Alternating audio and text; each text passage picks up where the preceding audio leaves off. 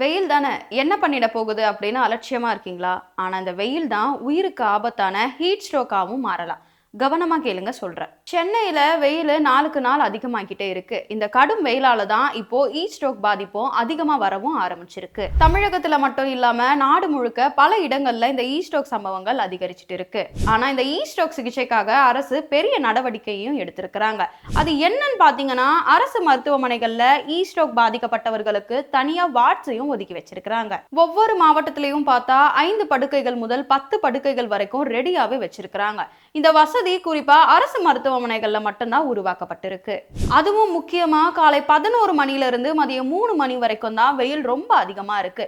அந்த நேரத்துல வெளியே போறதை அவாய்ட் பண்ணுங்கன்னு டாக்டர்ஸும் சொல்லிக்கிட்டே இருக்கிறாங்க. இதுக்காக அரசு மருத்துவமனைகள், ஆரம்ப சுகாதார நிலையங்கள், நகர்ப்புற சுகாதார மையங்கள் இது எல்லாத்துலயுமே 24 மணி நேரமும் இந்த ஸ்ட்ரோக் சிகிச்சைக்கு தயாராகவும் இருக்காங்க.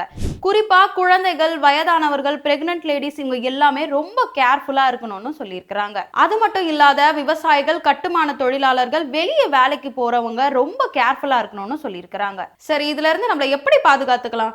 வெயில் நேரத்துல வெளியே போறதை குறைச்சிக்கோங்க. நிறைய தண்ணி குடிங்க. வெளியே போகும்போது கேப் அப்படி இல்லைன்னா கொடையை யூஸ் பண்ணுங்க. இந்த மாதிரி சிம்பிள் பிராக்டிஸை எடுத்துக்கிட்டீங்கன்னா ஸ்ட்ரோக்ல இருந்தும் நம்மளே பாதுகாத்துக்கலாம்.